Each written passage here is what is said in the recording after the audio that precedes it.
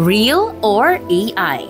Ito ang makapikil hiningang eksena ng French ballerina na si Victoria D'Auberville na nagpabilib sa maraming netizen. Sa kanyang viral na video, makikitang nagbabali siya sa dulo ng isang cruise ship sa gitna ng nagyayelong karagatan ng Antarctica. Hindi alintanan ng ballerina ang lamig habang sumasayaw sa gitna ng malalaking tipak ng yelo. Bagamat gumagalaw ang barko, nanatiling balanse at perpekto ang bawat galaw ni D'Auberville. Maraming netizen ang napahanga pero mayroon ding nagduda sa pagiging totoo ng video. Komento ng ilan, tila isa lamang itong AI-generated video. Pero sa gitna ng espekulasyon, nilinaw ni D'Auberville na hindi AI-generated ang kanyang video. Sa isang Instagram post, sinabi niya na PS, no AI was used for this video. Upang patunayan, ibinahagi rin niya ang isang behind-the-scenes video kung saan makikitang totoo ang bawat kilos niya sa gitna ng matinding lamig. Hindi ito ang unang beses na nagpamalas ng kakaibang talento si D'Auberville. Una na siyang nagbalay sa harap ng Eiffel Tower